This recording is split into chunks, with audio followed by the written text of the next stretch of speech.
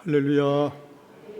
상한 갈 때도 꺾지 않으시고 꺼져가는 등불도 끄지 않으시는 하나님의 그 사랑이, 은혜가 오늘 여러분 가운데 가득하기를 축복합니다.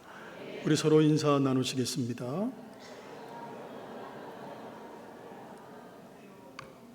기도의 부흥, 말씀의 부흥, 섬김의 부흥, 선교의 부흥, 진천과 한국과 세계를 예수마을로 만들어가는 교회. 아멘.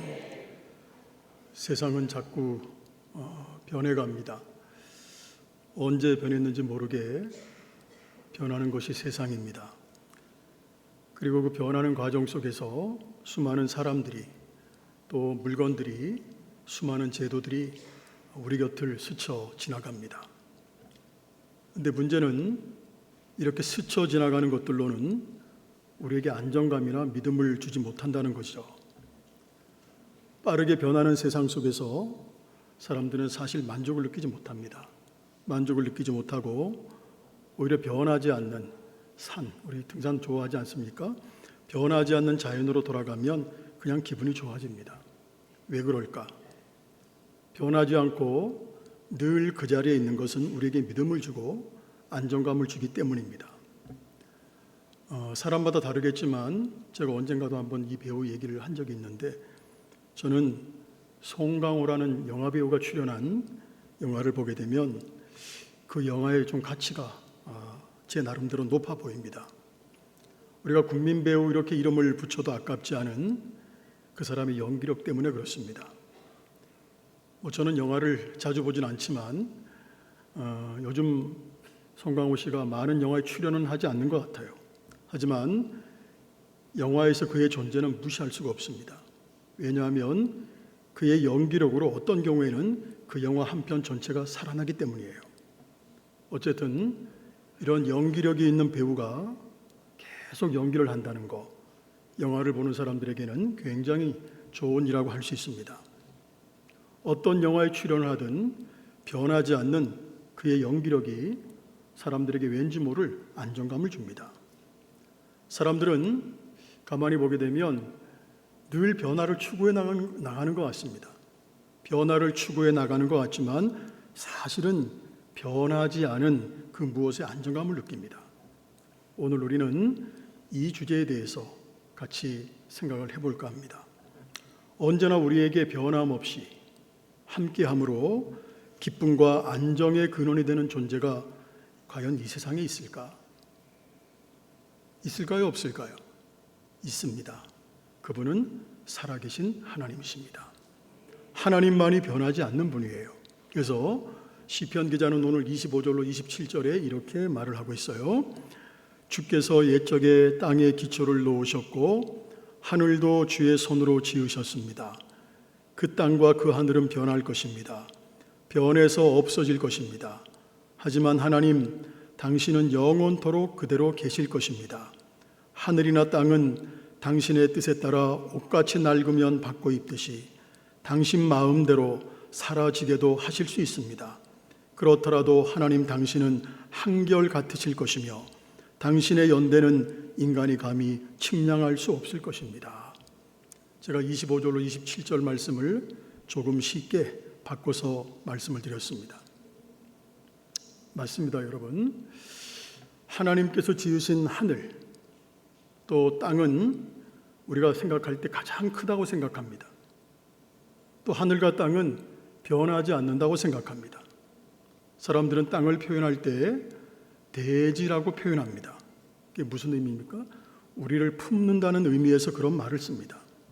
오늘은 어제까지 비가 많이 왔는데 오늘 하늘 보니까 맑더라고요. 하늘을 보면 무궁무진한 세계가 열리는 것 같아요. 그만큼 땅과 하늘은 넓습니다. 우리 사람들을 다 품고도 남음이 있습니다. 하지만 그런 하늘과 땅일지라도 결국에는 변할 것이라는 거예요. 이 세상 마지막 날이 이르게 되면 그 드넓은 대지도, 더 높은 궁창도 한낱 종이 조각에 지나지 않을 것이라는 겁니다.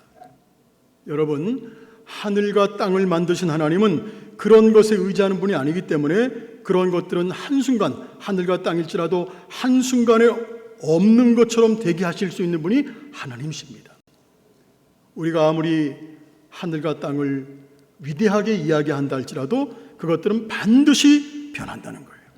오직 그것들을 만드신, 지으신 하나님만이 변하지 않습니다. 그래서 27절 보겠습니다. 27절, 주는 한결같으시고 주의 연대는 무궁하리이다.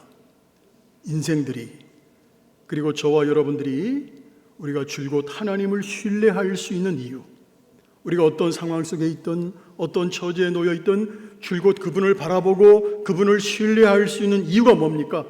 하나님은 변하지 않는 분이기 때문에 그렇습니다. 오늘 고대 철학자들은 모든 물질의 본질을 찾으려고 굉장히 노력했습니다. 변하지 않는 그것을 아르케라고 합니다. 아르케. 어떤 사람들은 그 아르케를 물이라고 생각했습니다. 어떤 사람들은 변하지 않는 아르케를 불이라고 생각했습니다. 왜냐하면 철학자들도 불의 위력을, 물의 위력을 알고 있었습니다. 철학자들은 단순히 물을 본 것이 아닙니다. 단순히 불을 본 것이 아닙니다. 그들은 물의 성질을 본 것이고 불의 성질을 봤습니다. 자, 불이나 물은, 그것들은 여러 다른 것들에게 변화를 주지만 정작 자신은 변하지 않는다는 것, 그걸 보고서 그것을 아르케, 본질이라고 생각했습니다. 그래서 어떤 철학자들은 아예 물질의 본질을 부동의 동자, 이렇게 말하기까지 했습니다. 무엇인지는 알 수 없지만 자신은 변하지 않습니다. 자신은 변하지 않으면서 다른 것을 변하게 하는 것이 있을 것이라고 생각을 했다는 거예요. 이토록 고대로부터 인생들은 무엇을 찾았느냐? 변하지 않는 존재를 찾았다는 거예요. 왜냐하면 변하지 않는 것이야말로 참된 안정감을 주기 때문입니다. 영원토록 변하지 않는 것이야말로 모든 것을 변하게 하는 근원이기 때문입니다. 그런데 오늘 성경은 분명히 말씀하고 있습니다. 그분이 바로 하나님이시라고. 할렐루야. 그렇게 우리에게 가르쳐주고 있다는 거예요. 여러분, 모든 것들은 다 변해요. 우리가 가장 크게 보는, 조금 전에 말씀드렸던 땅도 변할 것이고 하늘도 변할 거예요. 종말에는 다 없어지기까지 할 것입니다. 하지만 하나님은 그렇지 않습니다. 그분은 사라지거나 없어지거나 흩어지는 분이 아닙니다. 그분은 언제나 똑같은 동일하신 분입니다. 할렐루야. 그래서 히브리 기자는 히브리서 13장 8절 같이 읽어보겠습니다. 시작. 예수 그리스도는 어제나 오늘이나 영원토록 동일하시니라. 여러분, 죄사함은 예수 그리스도로 말미암아 받는 겁니다. 예수 그리스도로 말미암아 죄사함을 받는 것은 어저께나 오늘이나 똑같습니다. 이건 변하지 않습니다. 예수님은 죄인인 우리에게 다가오셔서 함께 해주십니다. 지금도 함께 하십니다. 세상 끝날까지 함께 하십니다. 이것은 어저께나 오늘이나 영원토록 똑같습니다. 예수님 변하지 않습니다. 지금 시인은 굉장히 중요한 것을 묵상하고 있습니다. 이 세상의 모든 것은 변할지라도 하나님 당신은 변하지 않습니다. 오늘 여러분들의 고백이, 여러분들의 신앙이 그 신앙이 될 수 있기를 주님의 이름으로 축원합니다. 시인은 이렇게 고백을 하면서 하나님께 고백을 합니다. 또 찬양하고 있습니다. 그래서 시인은 하나님이 그런 분이기 때문에 어떤 상황 속에서도 안정감을 잃지 않았습니다. 왜? 반복되는 이야기지만 하나님은 변하지 않는 분이기 때문에 기쁨을 잃지 않았습니다. 여러분, 변하지 않는 것만이 우리에게 안정감을 주고 기쁨을 줄 수 있다는 사실을 믿을 수 있기를 소망합니다. 오늘 시편 기자는 그것을 발견했다는 거예요. 성도 여러분, 여러분에게 참된 안정과 기쁨을 줄 것, 다른 데서 찾지 마시기 바랍니다. 따라합니다. 하나님 외에는 그 어느 것도 참된 안정을 줄 수 없다. 믿으십니까? 할렐루야. 변하는 세상 속에서, 매일매일 변화가는 세상 속에서 평안을 찾고 기쁨을 찾으려고 하는 사람들은 참 안타까운 사람들이에요. 오늘 우리는 이미 영원토록 안정의 근원 되시는 하나님을 만난 사람들입니다. 그러므로 우리도 시편 기자처럼 감사와 감격이 넘칠 수 있기를 주님의 이름으로 소망합니다. 그런데 문제가 있어요.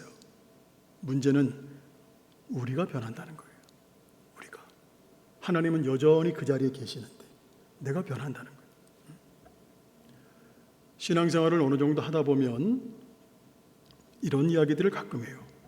하나님은 내가 교회를 나왔고 처음 예수님 당신을 만날 때만 뜨겁게 대해 주시고 신앙이 깊어지면 무관심하시다. 뜨겁게 대해 주시지 않는다. 이렇게 말하는 분들이 있어요. 여러분, 신앙생활을 처음 할 때는 여러 가지 신비한 경험들을 하는 경우들이 종종 있어요. 그래서 사람들은 그런 경험들 때문에 하나님이 살아계시다고 확신하면서 다른 사람들보다 확신에 찬 신앙생활을 합니다. 그런데 어느 정도 시간이 지나면 그런 분들이 조용하게 차분하게 믿던 사람들보다 더 하나님을 멀리 떠나 있는 경우를 발견합니다. 왜 그러십니까? 라고 물으면 하나님께서 전과 같이 대해 주시지 않는다는 거예요. 그래서 나도 시들 수밖에 없다는 겁니다. 정말 그럴까요? 우리가 표면적으로 볼 때는 그런 사람들의 말이 이해가 가기도 합니다. 정말로 그 사람의 말대로, 그 사람의 이야기대로 전에는 놀라운 일들이 굉장히 많았는데 지금은 전처럼 그런 놀라운 모습이 내 삶 속에 경험되어지지 않는다는 겁니다. 기도하면 병이 나았습니다. 이제는 그렇지 않다는 거예요. 문제가 있을 때마다 기도하면 해결됐는데 이제는 기도해도 하나님이 아무런 반응이 없다는 거예요. 해결되지 않는다는 거예요. 정말 그 사람의 말대로 하나님이 변하신 것일까? 적어도 그 사람에게서 전에 주시던 것 같은 사랑은 더 이상 주시지 않는 것처럼 느껴집니다. 정말로 그럴까요? 하나님께서는 그 사람에 대해서 여전히 일하고 계시고 여전히 그 자리에 계시고 특별하신 사랑으로 함께 하시고 있다는 사실을 우리는 알아야 된다는 거예요. 하나님은 어저께나 오늘이나 영원토록 동일하신 분입니다. 주님은 한결같은 분이시고 주의 연대는 무궁합니다. 만약 하나님께서 변하셨다면 그분은 더 이상 하나님이 아닙니다. 그분은 결코 변하지 않습니다. 그런데 왜 예전만 못한 느낌이 일어나는 것일까? 그것은 하나님께서 변하셨기 때문이 아니라 자기 자신이 변한 겁니다. 처음 하나님 만났을 때 우리는 하나님을 절실히 찾을 수밖에 없는 심정이었습니다. 그래서 처음 하나님 만났을 때는 주님이 그렇게 좋았습니다. 주님만 생각하면 막 춤을 출 정도였습니다. 그래서 주님만 바라봤습니다. 주님만 의지했습니다. 주님만 신뢰했습니다. 그런데 어느 정도 삶이 안정되니까 그렇게 좋았던 주님 외에 다른 것들이 보여집니다. 그래서 이것도 해보고 저것도 해보고 그래서 그런 것들에게 이미 마음이 빼앗긴 지 오래입니다. 그러면서도 하나님께서 전에 사랑하는 만큼 나를 사랑하지 않는다고 투정합니다. 사실 하나님은 언제나 그 자리에 항상 계셨습니다. 전에는 하나님께 가까이 가던 사람이 이제는 자신도 모르게 한 발은 세상에 디디고 있으면서 하나님의 사랑이 식어졌다고 투정만 부리고 있습니다. 하나님이 변한 것이 아니라 하나님을 사랑하는 자기 자신이 변한 겁니다. 우리가 구약을 보게 되면 아브라함의 하나님, 이삭의 하나님, 야곱의 하나님 이렇게 부릅니다. 왜 그렇게 부르는 것일까? 왜 그렇게 부를까요? 단순히 아브라함이나 이삭이나 야곱이 저들의 조상이기 때문에 그렇게 부르는 것일까요? 아니면 자신들보다 아브라함이나 이삭과 야곱이 좀 더 나은 신앙의 사람들이니까 그들의 이름을 부르면서 하나님께 기도하면 하나님이 응답을 더 빨리 주십니까? 아닙니다. 하나님께서는 누군가 다른 사람의 신앙 때문에 우리를 봐주시는 분이 결코 아닙니다. 아브라함의 하나님, 이삭의 하나님, 야곱의 하나님의 이름을 부르는 사람들은 모두 아브라함과 이삭과 야곱의 후대 사람들입니다. 그들이 이미 죽은 조상의 이름을 부르는 이유가 있습니다. 하나님께서 동일하시기 때문입니다. 아브라함과 이삭과 야곱에게 믿음의 역사를 보이신 하나님, 오늘도 동일하게 믿음의 역사를 내게 보여주실 줄로 믿습니다. 할렐루야! 그런 믿음의 고백이라는 거예요.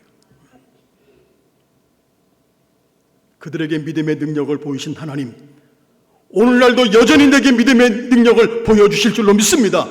이 고백입니다. 오늘 이 고백이 여러분들의 고백이 되시기를 주님의 이름으로 축복합니다.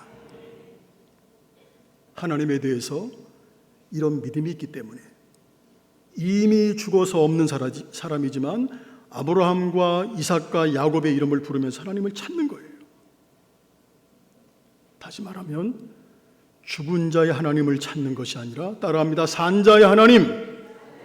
할렐루야. 지금도 동일한 역사를 하시는 살아계신 하나님을 찾는 모습이, 이게 신앙이에요.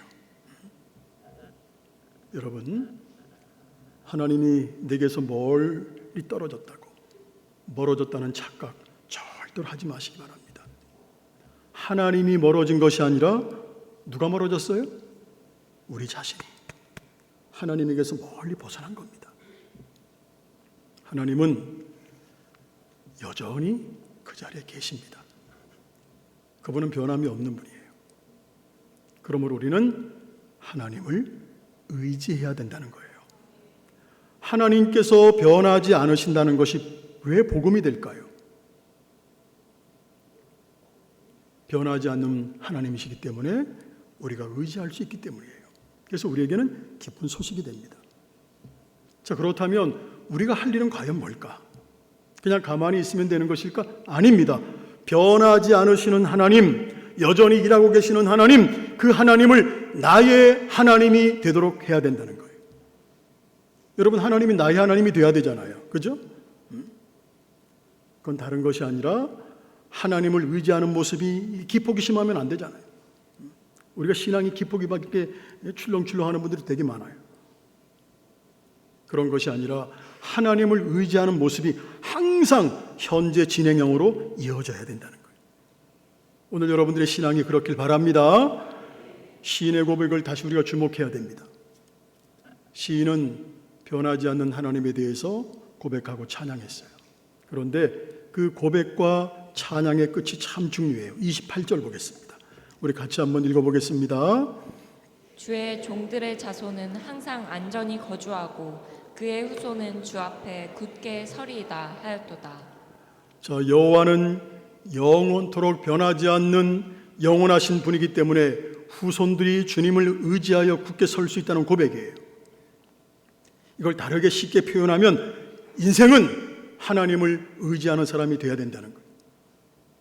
이제 시인은 마지막 절을 현재형으로 이야기하고 있습니다. 우리 23절, 24절 한 번만 더 읽어보겠습니다. 23, 24절 시작. 그가 내 힘을 중도에 쇠약하게 자, 하시니 그가 중도에 내 힘을 쇠약하게 하였다는 것과 또 읽겠습니다.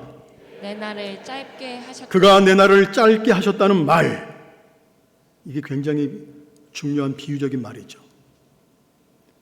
이것은 하나님이 포악한 분이기 때문에 그렇게 만들어버렸다는 의미가 아니에요. 시편 102편은 참의 시 중에 하나입니다. 하나님을 멀리 떠난 자신에 대해서 하나님께서 자비를 거두신 표현을 이렇게 하고 있는 겁니다. 그래서 이제 시인이 발견한 것은 바로 그 하나님의 사랑이었습니다. 그래서 곧이어 이렇게 말합니다. 24절 나의 하나님이여 나를 중년에 데려가지 마옵소서. 이것은 하나님을 찾는 모습을 표현하고 있습니다. 비록 하나님을 멀리 떠나서 하나님의 버림을 받아야 마땅한 사람이지만 그래도 하나님의 긍휼하신 그늘 아래 있게 해달라는 간청입니다. 시인은 지금 회개하며 하나님께 매달리고 있습니다. 그리고 자신뿐 아니라 28절 보겠습니다. 28절 우리 한 번만 읽겠습니다. 시작.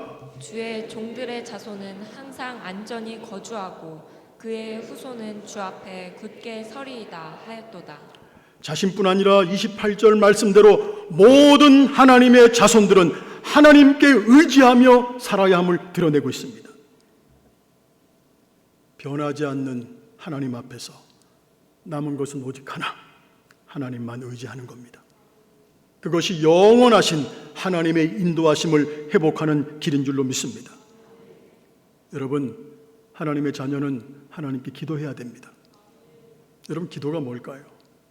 기도는 하나님만 찾고 하나님만 의지하는 겁니다. 하나님은 변하지 않습니다. 멀어지지 않습니다. 우리를 떠나지 않습니다. 버리지 않습니다. 다만 우리 자신이 멀어져 있을 뿐입니다. 회복하는 길은 오직 하나입니다. 한 번만 더 따라하고 마치겠습니다. 기도로 다시 주께 나가는 것이다. 할렐루야. 기도로 다시 주께 나가는 겁니다. 기도하는 삶은 하나님 앞에서 하나님을 의지하는 모습 그 자체입니다. 기도로 깨어서 늘 변하지 않는 하나님과 동행하는 우리 모두가 되시기를 축복합니다. 여러분, 변하지 않는 것을 찾고 있습니까? 살아계시고 영원토록 우리와 함께 하시는 하나님, 그분은 어저께나 오늘이나 영원토록 변하지 않습니다. 이제 다시 변하지 않으시는 하나님만 찾는 분들이 되어서 지금부터 후세 영원토록 하나님만 의지하는 성도들이 되시기를 소망합니다. 그러므로 한결같으신 하나님의 사랑을 더 풍성히 누리시는 여러분 될 수 있기를 주님의 이름으로 축원합니다. 기도하겠습니다.